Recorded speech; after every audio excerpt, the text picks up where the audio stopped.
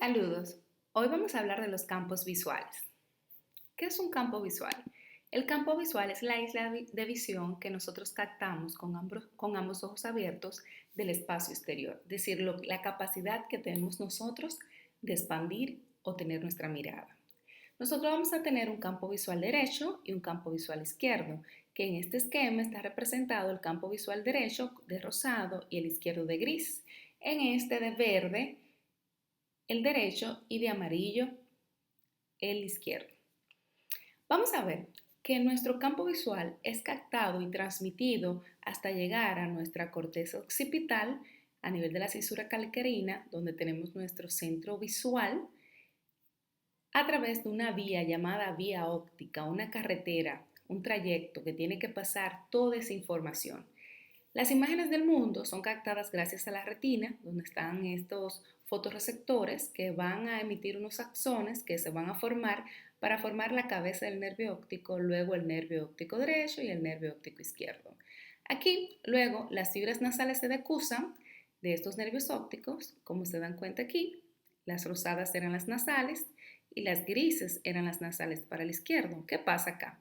Las nasales que son rosa del ojo derecho pasan al ojo contralateral o al tracto, al hemisferio contralateral, y las grises pasan al otro, permitiendo ya que la información sea compartida, es decir, que tanto para el hemisferio derecho e izquierdo van a recibir informaciones de ambos ojos, porque las fibras temporales se mantuvieron en el mismo lado, llevando para el hemisferio derecho la información de lo que se captaba a nivel del campo izquierdo en el ojo derecho, y las fibras nasales del ojo derecho se decusaron y fueron a informar al campo izquierdo. Pero a este hemisferio derecho llegó información del ojo contralateral. Miren que las fibras nasales del ojo izquierdo eran grises, vinieron para este lado. Entonces, luego del quiasma tenemos el tracto óptico tanto derecho e izquierdo.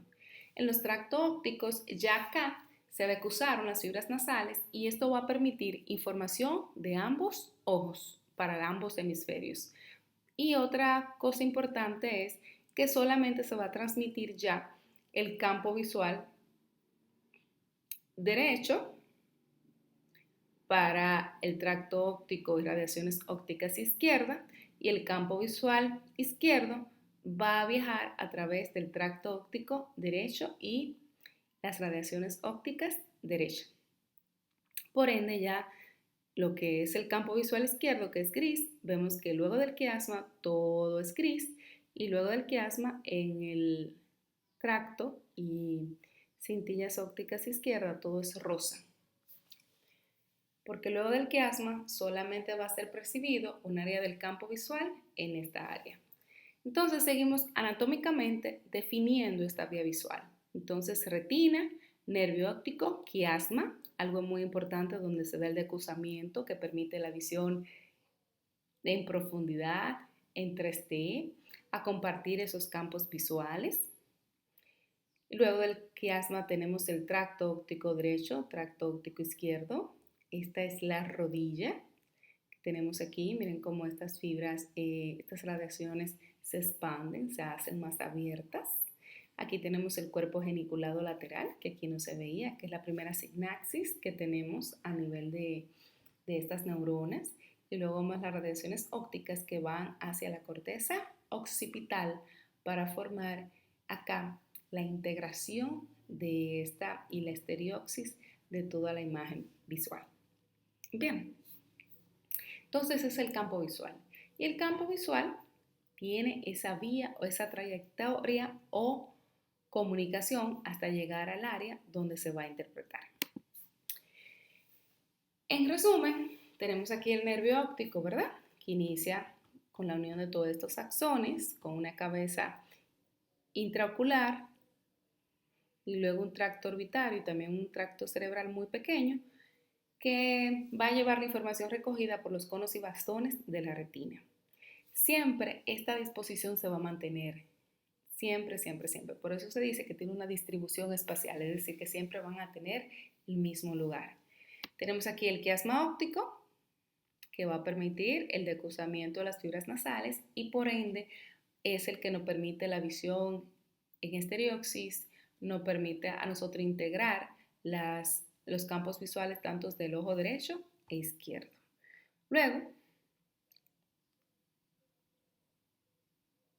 tenemos aquí que se forman los tractos con solamente la información de un solo campo. El tracto óptico derecho con la información del campo visual izquierdo y el tracto óptico izquierdo con la información del campo visual derecho. Llegamos aquí al cuerpo geniculado lateral donde tenemos la primera signaxis y luego de aquí salen las radiaciones ópticas o cintillas ópticas. Y cabe decir que siempre las fibras maculares van a estar en el centro de esta vía visual porque como son muy importantes para evitar si viene algún tumor, alguna lesión, son las que por último se dañan. Aquí tenemos las áreas de Brodmann y estamos viendo que esta vía visual, que es la corteza occipital que estamos viendo aquí de azul, llegan al área 17 de Brodmann. En el área 17 de Brodmann se llama la corteza estriada. Ahí se da la integración de este campo visual. Está bordeado por el área 18 y por el área 19 de Brodmann, como estamos viendo aquí. Aquí en el área 17 se vuelve a empacar toda la información retiniana y el área paraestriada, tanto 18 y 19 de Brodmann, van a permitir la integración de la información recibida a nivel visual.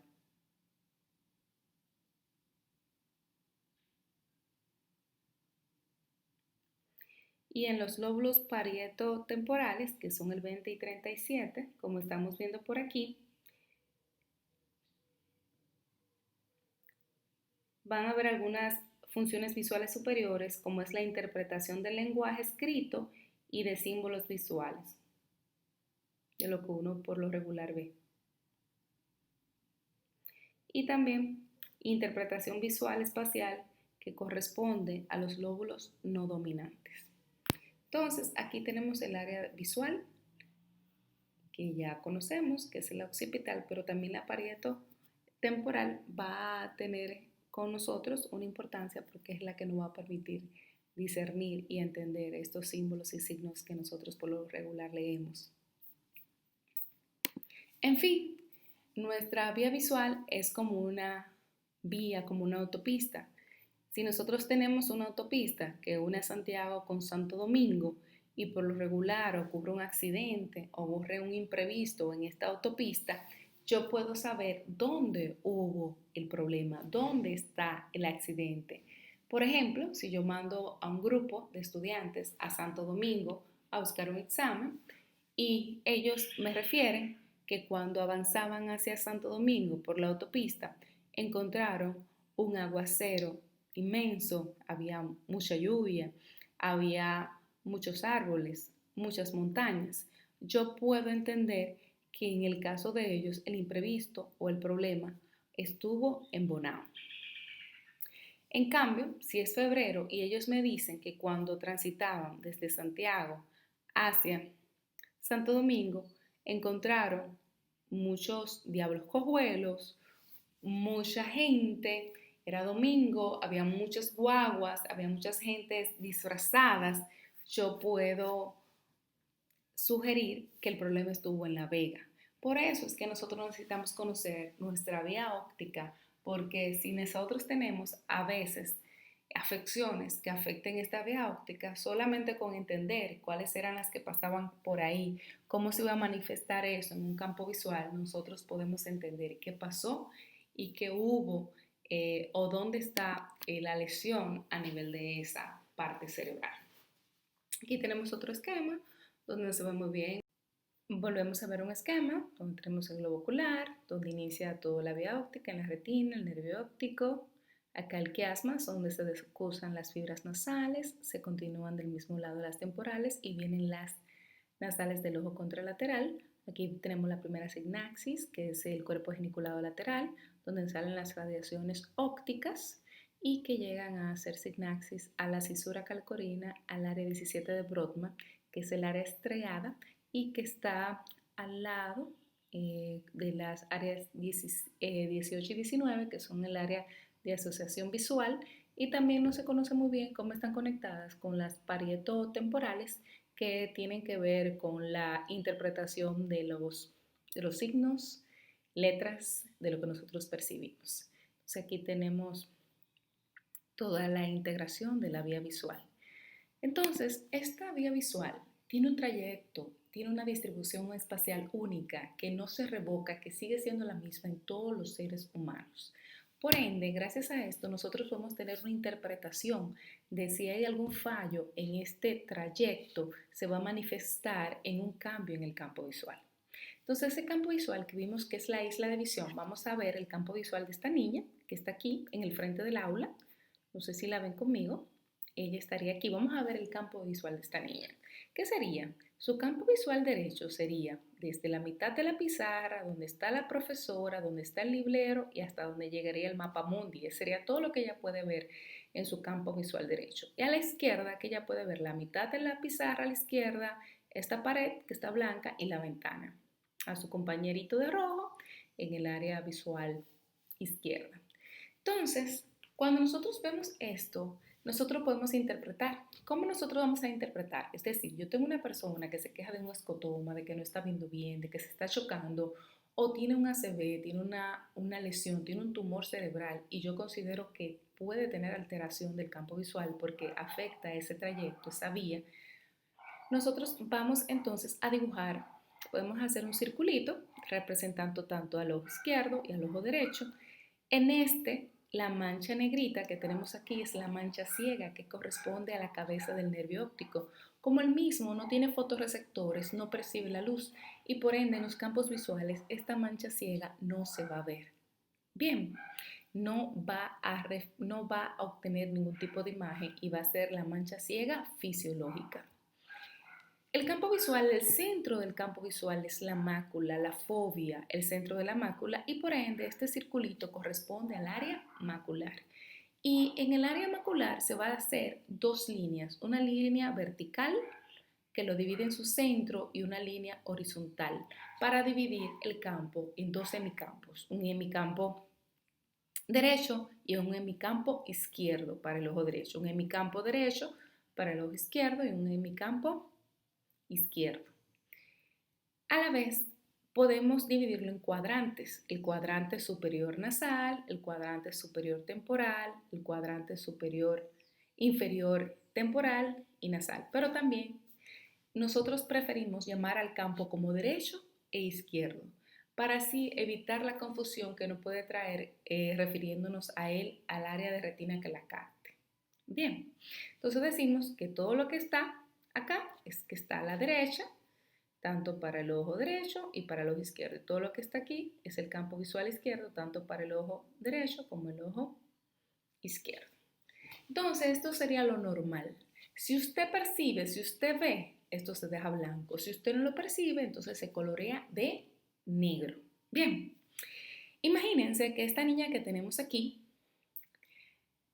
no ve,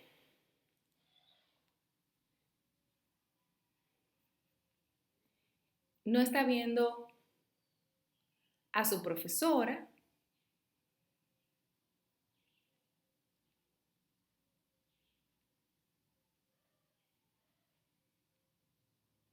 no estaría viendo el librero y no está viendo el mapa mundi, no está viendo eso. Y también esta niña no ve la pizarra, esta área de la pizarra de este lado. Es decir, que cuando nosotros representemos este campo visual y tapemos su ojo izquierdo y valoremos el campo visual, ella nos refiere que con el ojo izquierdo ella no ve nada, no ve nada, no ve nada, ningún campo visual. Entonces tiene una ceguera total de ese campo. Pero cuando le cerramos el ojo derecho, con el ojo izquierdo ve todo. Ve lo que está para ella, ve la profe, si ve la pizarra, ve todo. Entonces, si un paciente tiene una ceguera total, no ve ningún cuadrante desde un campo visual de un ojo, esto representa una ceguera total y se va a colorear de negro. Entonces diríamos que la niña tiene o una lesión en el nervio óptico en todo su trayecto o una lesión que afecta toda la retina a nivel intraocular porque no está percibiendo en ese ojo.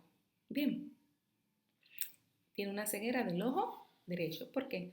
Porque si aquí hay un tumor, hay un daño o una fractura o un hematoma o una disección del nervio óptico o una atrofia que no permite el paso de la luz, cuando nosotros hagamos la prueba de campo visual, ese paciente no va a ver nada, no va a percibir nada de ese ojo y no va a mandar ningún tipo de información. En cambio, si tenemos una lesión en el quiasma óptico, es decir, en el centro del quiasma óptico, ¿qué pasó aquí? Que aquí solamente estaban pasando las fibras nasales. Entonces, esto se va a representar en el campo visual como una hemianoxia bitemporal, porque las fibras nasales están viendo lo que está temporal. Miren aquí y acá. Entonces, miren aquí. Sería que cuando usted le tapa el ojo al paciente, el paciente va a ver, en el caso de si usted le tapa el ojo izquierdo, el paciente va a ver lo que se encuentra hacia su izquierda, pero no va a ver lo que está a la derecha, tanto para campo superior e inferior. Y cuando le tape el ojo derecho y le desocluye el izquierdo, el paciente solamente va a ver lo que está a la derecha y no va a ver lo que está a la izquierda, tanto para campos superiores e inferiores, provocándole así una hemianoxia bitemporal. Es decir, no percibe lo que está a la derecha en el ojo derecho y no percibe lo que está a la izquierda del ojo izquierdo. Y esto es característico de las lesiones del quiasma óptico. En cambio, si ya tenemos lesiones por detrás del quiasma, estas van a ser hemianocias homónimas, es decir, solamente van a afectar al campo derecho o al campo izquierdo, porque sabemos que luego del tracto, solamente en el tracto óptico derecho viaja el campo visual izquierdo y en el tracto óptico y las radiaciones ópticas izquierdas viaja el campo visual derecho. Por tanto, aquí, si tenemos una lesión, como estamos representando aquí, en el tracto óptico derecho, ¿qué va a ocurrir? Cuando le ocluimos el ojo izquierdo, el paciente solamente va a percibir de esto lo que está hacia su izquierda. Lo que está a la derecha, tanto superior e inferior, no lo va a ver, que se va entonces a representar lo que el paciente ve, que estaba a la derecha, y se va a sombrear de negro porque el paciente no ve el campo visual derecho. Cuando hacemos el ojo contralateral, tapamos el derecho, ¿qué va a pasar con este paciente? Que se dañaron las fibras nasales, que son las que se decusan para acá. El paciente solamente ve lo que está a la derecha, pero lo que está a la izquierda, tanto superior e inferior, no lo percibe. Entonces, por eso, el campo izquierdo va a estar sombreado de negro porque no lo percibió, haciéndose una hemianoxia homónima, que es característica de los campos visuales, afectaciones visuales retroquiasmáticas. Bien, luego tenemos acá, cuando son de las radiaciones ópticas, por lo regular estas van a ser más irregulares y como ya pasaron lo que es el cuerpo geniculado lateral, estas no van a tener afectación de los reflejos pupilares. Si tenemos una afectación del tracto óptico, aparte de tener esta hemianoxia homónima, vamos a tener alteración de los reflejos pupilares.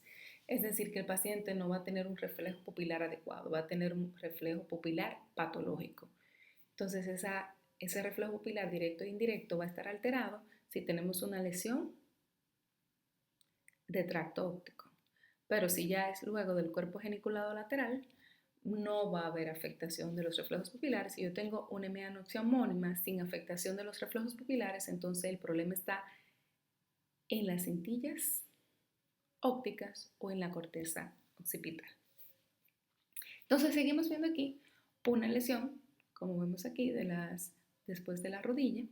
Estas son más irregulares porque las fibras están más esparcidas y a veces no se afectan todas, por eso podemos tener un área sana y otra enferma.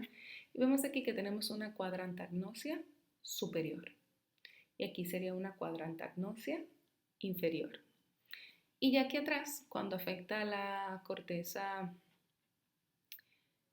occipital, en la cisura calcarina, si tenemos lo que son obstrucciones o isquemias, trombosis de la arteria cerebral posterior, si está conservado la fobia, podemos decir que de la arteria cerebral posterior porque el área estriada, el área central de la mácula está alimentada gracias a la arteria cerebral media. Entonces, nosotros podemos decir que las lesiones prequiasmáticas son homónimas, solamente afectan un solo ojo. Las quiasmáticas son bitemporales porque solamente afectan las fibras nasales y las posquiasmáticas son homónimas porque solamente afectan o al campo derecho o al campo izquierdo. ¿Cómo yo sé si es del tracto óptico o es de las radiaciones ópticas? Dependiendo de los reflejos pupilares. Si los reflejos pupilares están afectados, pues es del tracto óptico. Si no están afectados, son de las radiaciones ópticas. Y esta es la interpretación que nosotros podemos hacer del campo visual. Los campos visuales usted puede valorar en lo que es la importancia de nosotros ver con ambos ojos de ese estereoxis que nos permite el campo visual, haciéndose una pruebita rápida, mirando al infinito y cerrar un ojo y luego el otro, y usted se va a dar cuenta que la imagen se mueve. Con el ojo que usted, la imagen se mueve menos, es su ojo dominante. También intente levantar un objeto pequeño del piso, un granito de arroz o algo así, solamente con un solo ojo y vas a ver lo difícil que es. Y por eso es que se necesita ese campo visual bilateral para nosotros tener esta estereoxia. Nosotros vamos a poder valorarlo tanto por la campimetría de confrontación, que lo vamos a aprender, inclusive con un video de una de nuestras compañeras, de una estudiante de medicina, que lo hizo y lo hizo muy bien. Y también podemos usar ya para un examen más completo lo que es un campímetro computarizado, donde el paciente se va a poner acá con una oclusión de un ojo, se le va a dar un control y se va a estimular la retina en diferentes áreas para que así tenemos un estudio integral de ese campo de visual que se va a imprimir dándonos a nosotros los datos en cuáles áreas el paciente no vio o no captó en la imagen. Estos defectos se pueden interpretar como las pérdidas visuales monoculares cuando son afectaciones del nervio óptico de la retina, cuando son defectos de hemicampo con afectación similar de ambos ojos, por lo regular son de las radiaciones ópticas o corteza occipital contralaterales, tratarse de accidentes cerebrovasculares, tumores o lesiones estructurales del cerebro. En los defectos de hemicampo con afectación diferente en cada ojo, por lo regular se puede deber a lesiones en el quiasma óptico o compresión causadas por un tumor. En las semianoxias con afección de ambos ojos y sin afectación de la mácula, podemos sospechar de un infarto en la arteria cerebral posterior. Los defectos en los cuadrantes superiores de ambos ojos se pueden asociar a accidentes cerebrovasculares o tumores con afectación del fascículo de Meyer, y las hemianosias binasales, lesiones del quiasma óptico o periquiasmáticas, generalmente a tumores hipofisiarios situados en la silla turca, y la hemianoxia bitemporal, a lesiones del quiasma óptico, especialmente los tumores hipofisiarios. ¿Y cómo se realiza la campimetría por confrontación? Cuando usted le llega a un paciente que usted sospeche que tiene alguna alteración del campo, el paciente le refiere a que no está viendo un área, que tuvo un dolor de cabeza y ahora no ve nada de lo que está a la izquierda, usted debe hacerle un campo visual por confrontación. Consiste que usted debe estar a la misma altura del paciente, debe estar a una distancia no mayor de 50 centímetros. Deben estar los dos mirándose fijamente a la cara y puede usted taparse un ojo y pedirle al paciente también que se tape su ojo. Si el paciente se tapa el ojo derecho, como usted va a estar frente a él, usted se tiene que tapar el izquierdo. Y va a hacer movimientos diagonales con sus manos para valorar los 4 cuadrantes: el cuadrante superior, cuadrantes inferiores, tanto nasales y temporales. Vamos a ver un videíto de una compañera, yo les invito a ver, que se lo agregué a el enlace para que vean cómo ella lo hizo, y lo hizo muy bien. Esperemos que le haya sido de su ayuda y que pongan en práctica las campometrías por confrontación.